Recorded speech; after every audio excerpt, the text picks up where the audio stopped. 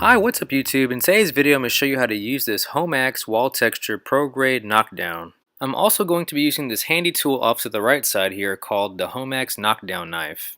If you would like to check out these two awesome products, then just check out the link in the description below. So for today's project I needed to use this texturing because I wanted to match the wall to the existing texture, and I basically needed to cut out the wall because I needed to get rid of a washer and dryer that was a stackable unit, and I wanted to replace the old unit with some individual washer and dryers that are full size. So the very first thing you want to do before you start this project is make sure you tape off everything and you sand everything down as smooth as possible. And after you're done doing that, then you want to shake up this can vigorously upside down over 5 minutes because you want this thing to be nice and consistent when it comes out. Next, there's a red tab on the back that you have to pull off, and then on the front you have to break off a piece of the gray tab so you can actually start using it. The back lever is for your pressure. I like to leave that in the middle, and you can basically start spraying this thing from about maybe 1.5 to 2 feet to get the right texture.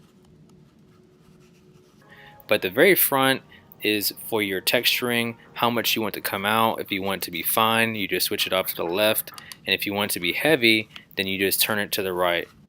For best results, I highly recommend that you shake up this can vigorously all throughout your project. And remember to test out different areas of texture based on your settings on either a piece of plastic or a cardboard. And remember, your very first spray that comes from this nozzle is usually very messy and it doesn't come out properly. So definitely your very first spray from this can needs to be tested somewhere other than your main project that you plan on spraying. When it comes to knocking down the texture, I like to wet up my knockdown knife and just make it slightly damp. After you spray your texture onto the wall, you want to wait roughly about a minute or two until you start to see the glistening shine turn into a matte finish, and then you know it's ready to knock down. So you're just basically going to almost try to run parallel with the texture of the wall and kind of press down firmly. The harder you push down is the more flat the texture is going to come out. The lighter that you push down is the higher the texture will be. So your goal is not to apply too much pressure because then you'll be scraping off the texture. If you apply like a moderate amount of pressure, then all you'll be doing is just knocking off the high points of the texture and you'll have some fascinating results. I honestly found it easier to work in sections and just spray certain texture on certain areas, so I wasn't rushing and have to worry about the texture drying too fast. I'll just spray down a certain section, wait 2 minutes, and then knock it down with the knockdown knife, and then spray another portion. Again, your goal is to spray in random circular motions and try to blend it into the existing texture that's on the wall. Whenever you're done with your texturing spray can, all you have to do is turn it upside down, spray it out, and you're ready to store it for your next project. Next, you just want to wait about 60 minutes to an hour for your texture to dry.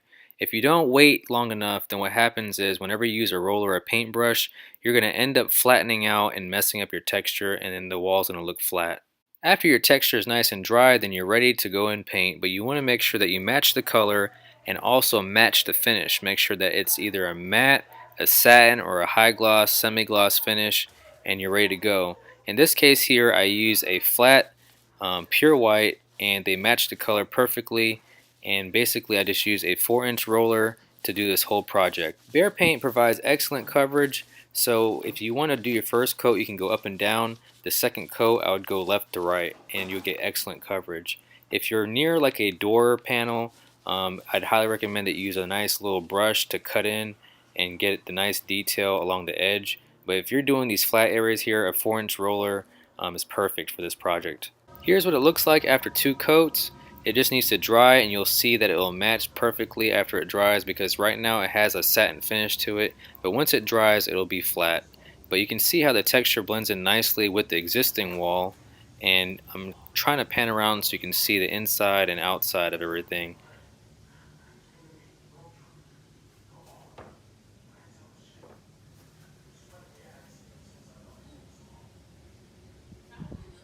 Here's what the completed project looks like. It's all done. I can now accommodate a full-size washer and dryer that's a lot more reliable than a stackable unit. These are just a few before and after photos of the different stages of this project.